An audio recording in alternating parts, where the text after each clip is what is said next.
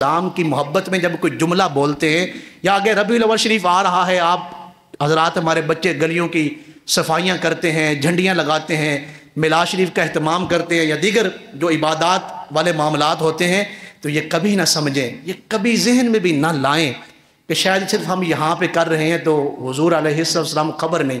ایسا نہیں ہے، جو آپ یہاں بیٹھ کے جو لمحہ محبت رسول میں گزار رہے ہیں اس کی خبر جو ہے وہ مدینہ منورہ میں پہنچ رہی ہے۔ یہ صرف ان سے پوچھیں جن کو یہ کیفیت حاصل ہے، اور جن کو یہ کیفیت حاصل نہیں ان بیچاروں کو کیا خبر ہے۔ آنکھ والا تیرے جوبن کا تماشا دیکھے، دیدہ کور کو کیا نظر آئے کیا دیکھے۔ اندھے کو کیا خبر ہے کہ وہ پچھلے دنوں ایک وہ شاعر تھے کچھ عرصہ پہلے، وہ مدینہ منورہ میں گئے نا، تو اس شاخ کی اپنی نظریں ہوتی ہیں، تو انہوں نے دیکھا کہ گنبد خضرا شریف کا جو رنگ ہے یہ سبز ہے، ہرا رنگ ہے نا جی گنبد خضرا شریف کا۔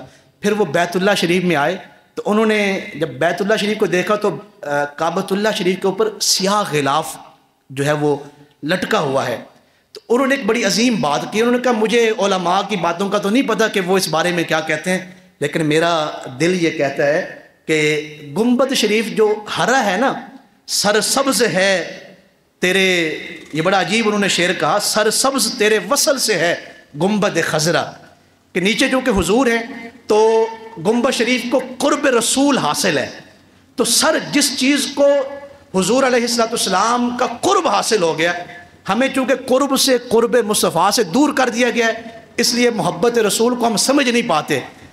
اگر قرب رسول ایک خشک تنے کو بھی حاصل ہو جائے نا تو صحابہ اسے اٹھا کے باہر رکھ دے تو وہ رونا بند نہ کرے۔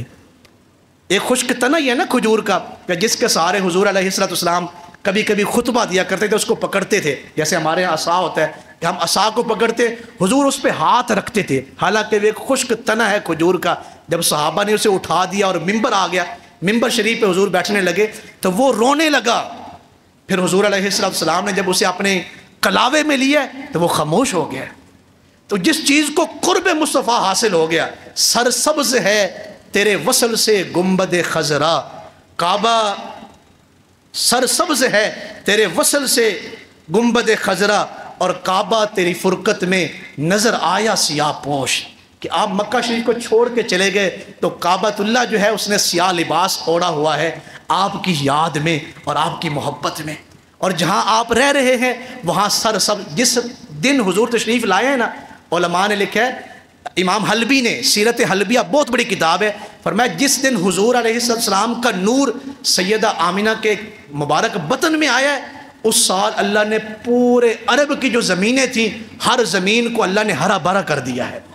کوئی ٹہنی ایسی نہیں تھی بغداد کی جس پہ سبزہ نہ آیا ہو اور پھل نہ لگا ہو۔ کیوں؟ اس لیے کہ وَمَا أَرْسَلْنَاكَ إِلَّا رَحْمَةً لِّلْعَالَمِينَ، حضور تشریف لے آئے ہیں۔ اس لیے میں کہہ رہا تھا کہ بنو نجار کی بچیاں کیا کہہ رہی ہیں کہ ہم ہیں لڑکیاں نجار کے عالی گھرانے کی، خوشی ہے آمنہ کے لال کے تشریف، خوشی ہے آمنہ کے لال کے تشریف لانے کی۔ اس لیے یہ مہینہ جو آ رہا ہے اس میں خاص اہتمام کریں۔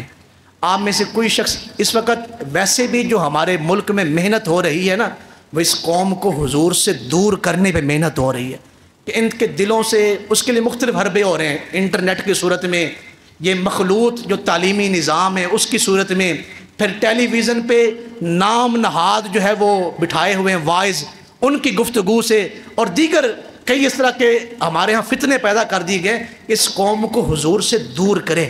تو اس سال آپ میلاد النبی صلی اللہ علیہ وسلم کی محافل کرا کے اور پرجوش جلوس نکال کے ان استعماری قوتوں کو بتا دیں، یہ کبھی ہو ہی نہیں سکتا کہ آپ ہمارے دلوں سے حضور کی محبت کو نکال سکیں۔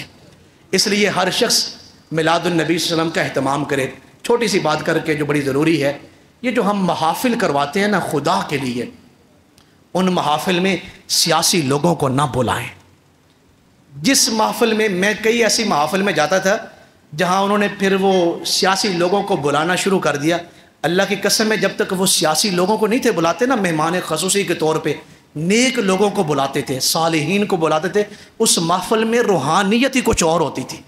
جب انہوں نے سیاسی لوگوں کو اور چودھریوں کو اور فلانوں کو بدکاروں کو بلانا شروع کر دیا، ان محافل سے جو ہے وہ روحانیت ختم ہو گئی۔ اگر آپ چاہتے ہیں نا کہ محافل میلاد جو ہے وہ ایک روحانی محفل ہو، اس میں نیک لوگوں کو مہمان خصوصی بلائیں۔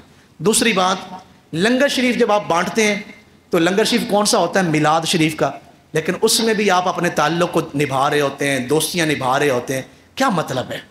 جو اس محفل میں آیا ہے وہ آپ کی وجہ سے آیا ہے یا حضور علیہ السلام کی وجہ سے آیا ہے؟ تو کیا مطلب ہے؟ آپ حضور کے مہمانوں کو یوں ٹھکرا رہے ہیں؟ آپ کو اپنا تعلق عزیز ہے اور حضور علیہ السلام کا تعلق عزیز نہیں۔